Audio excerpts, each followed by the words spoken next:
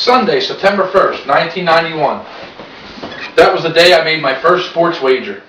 I played 7 sides on a football pool, and I had a 50-to-1 payout with my local bookie. My risk was a mere $5.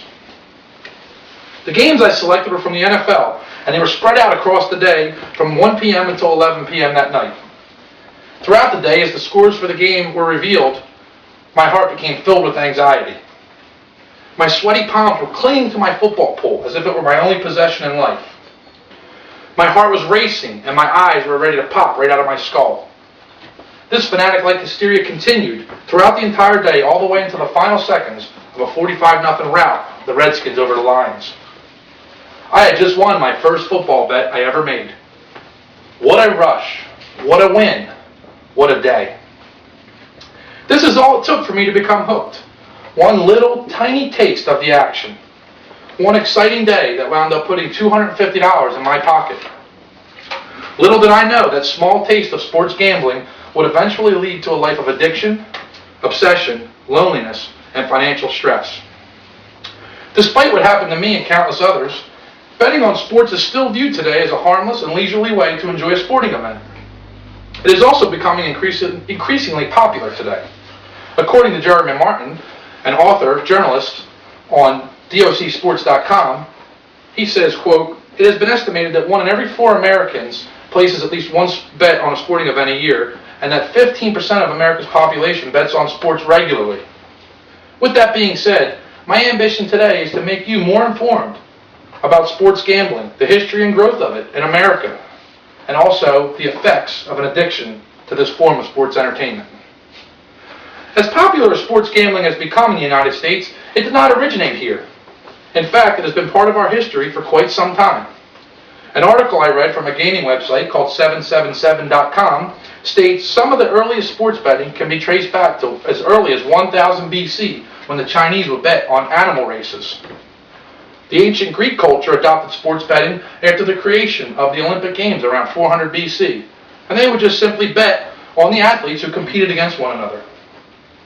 Even during the Roman Empire, when the gladiators would have fierce battles in large colosseums, people would fill the stands and place their bets on which gladiator they thought would win those fierce, gory, and sometimes deadly encounters. As time progressed and society became more civilized, sports gambling evolved.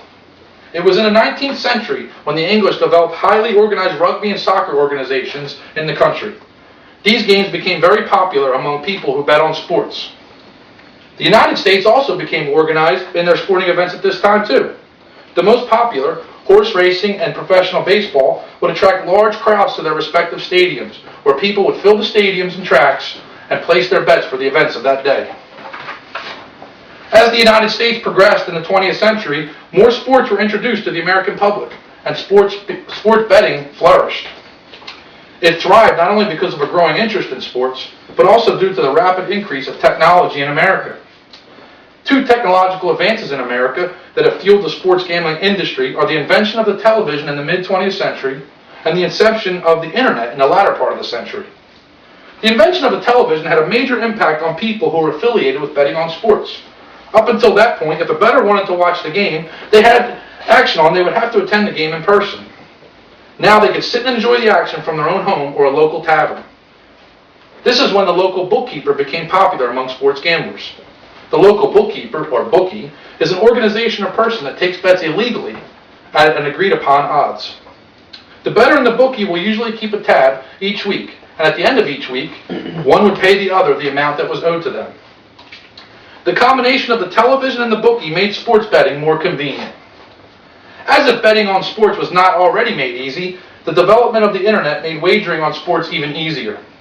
With the escalation of offshore sports books called Bodog.com, 5dimesportsbook.com, and Bookmaker.com, people can now literally bet all day and night on any sport in the world at the luxury of their own home.